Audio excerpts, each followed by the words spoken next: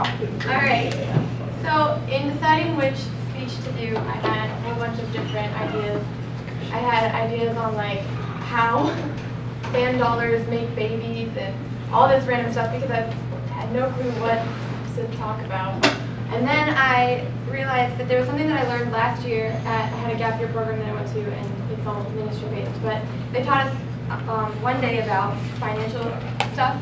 And my whole life, my family has been either poor or lower middle class. And a lot of that has to do with a mindset and how we control our money and like our habits and everything like that. Being poor and middle class has less to do with how much you make and more to do with how you deal with what you make. And so, taken from Dave Ramsey's website, 20 Things the Rich Do Every Day, this is just a bunch of statistics that show different habits that the rich have versus the poor, which I thought was really crazy because my family does almost everything the poor does. So, learning about that. Alright, so number one, 70% of the wealthy eat less than 300 junk food calories per day. 97% of poor people eat more than 300 junk food calories a day. And then 23% of wealthy gamble, 52% of poor people gamble. Most of this is, I mean, obviously this isn't going to tell you, oh, you're rich or you're poor based on how you eat and if you gamble or not. But it shows that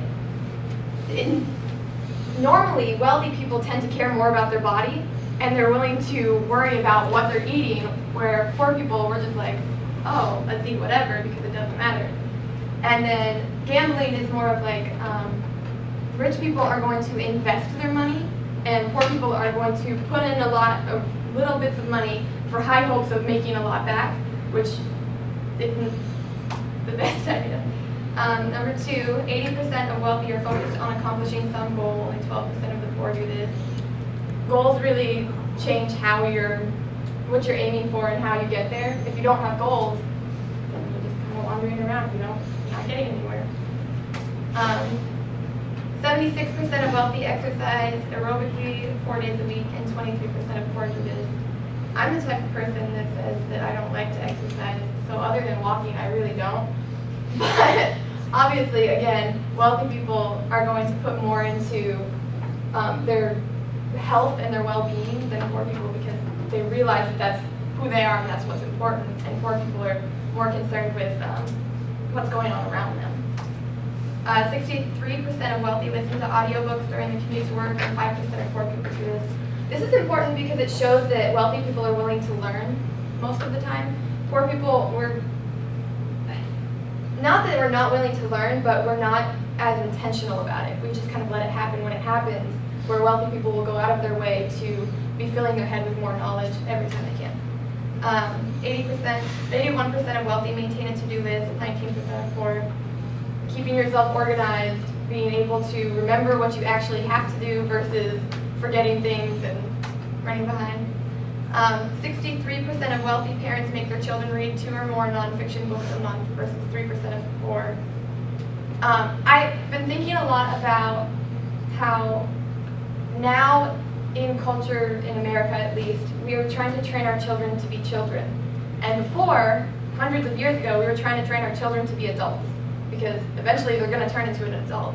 So we're training a bunch of children to be children, and when they turn into an adult, they're still acting like children.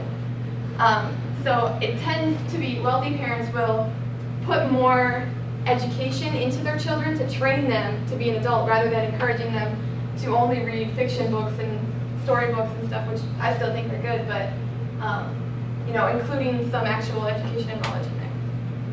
70% of wealthy parents make their children volunteer 10 hours or more a month versus 3% of poor. An idea of like a work ethic without any reward necessarily, like not money, just working for the sake of helping people and doing it. 80% of the wealthy make happy birthday calls versus 11% of poor. This is interesting because I didn't think that they would matter that much, but it shows that wealthy people try to remember and they're more intentional about the things that matter and the other people in their life that matter. Poor people tend to be so concerned with what's going on in the present that they're not focused on remembering birthdays and all the little stuff that goes on. 67% of wealthy write down their goals versus 17% of poor. Same thing with like writing it down is keeping yourself accountable to make sure it happens. And poor people will make big goals and then not keep them.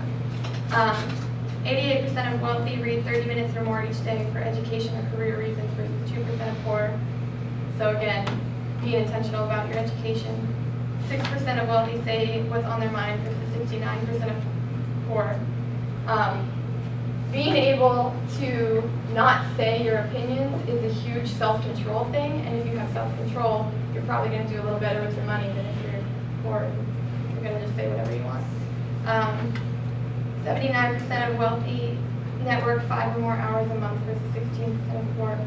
Getting to know people and building connections through businesses or however you can so that you can maintain where you're at. 67% of wealthy watch 1 hour or less of TV every day versus 23% of poor. Like how valuable your time is. 6% of wealthy watch reality TV versus 78% of poor. I thought this was interesting because usually if we watch reality TV, it's because we want to add drama to our life. Like we're excited about all of the crazy stuff that humans can do, and wealthy don't need that. 44% of wealthy wake up 3 hours before work starts versus 3% of poor. That drives me crazy. Can you imagine waking 3 hours before this class? I'd have to wake up at... They probably work later. I actually do wake up at 5 a.m. That's horrible. I'm sorry. 74% of wealthy teach good daily success habits to their children versus 1% of poor. Again, with like training your children to be adults rather than training them to be children. 84% of wealthy believe good habits create opportunity, luck, versus 4% of poor. Like taking responsibility for what you've created in your future by your actions. So if you're being stupid and being irresponsible, you're probably not going to have very good luck. But if you're building good habits and you're networking and all of this stuff, more opportunities are going to come to you. So it's rather than just thinking, oh, it's luck, good luck, or bad luck, it's taking responsibility for how you're creating the world around you.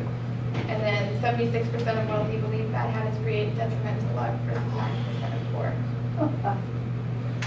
86% of wealthy believe in lifelong educational self-improvement versus 5% of poor. And 86% of wealthy love to read versus 26% poor. So obviously none of these things are going to make you rich because these are not a rule, it's just a norm with the rich. And like this percentages, none of them were 100% of wealthy people because some people are just wealthy and I don't know how they got their money, but they just got their money and they're wealthy. But a lot of it is because people have built up the good habits they have and they have a good mindset on how they're looking at their money. So they're not getting caught in poor things and poor behaviors. And right now, we're a bunch of college students, so we're all kind of poor. And we don't have a lot of expenses, but we don't have a lot of income. And so right now is the time where we would have to build up these disciplines to, later on in life, have wealth. It really doesn't matter about the job so much as it matters about how you handle the money, like I said earlier. Because, you know, one example is like, my parents, because they've been raised poor and they have the poor mindset, if something breaks, like, let's say a charger, they're going to go and they're going to buy a cheap $5 charger to replace it, which is okay, but that charger is probably going to break in another month, and then they have to get a new one. And so over time, they're spending a lot more money than if they had just went out and bought an expensive charger one time, and it works for longer. And that kind of mindset a lot of us have because we don't want to see the money go out at one shot. We don't want to see big chunks of it be invested in things for the long run. But we're hurting ourselves because of that. And not, obviously you don't need to spend and buy the most expensive thing of everything because some cheap versions are just as good. But there's a level of like knowing that your money is not just there for you to spend, it's there for you to invest in your future. All of your money is investing back in yourself. So all that to say that if you want to be rich in the future, you have to start building good habits now. Even if it means waking up 3 hours before class. All right, thank you.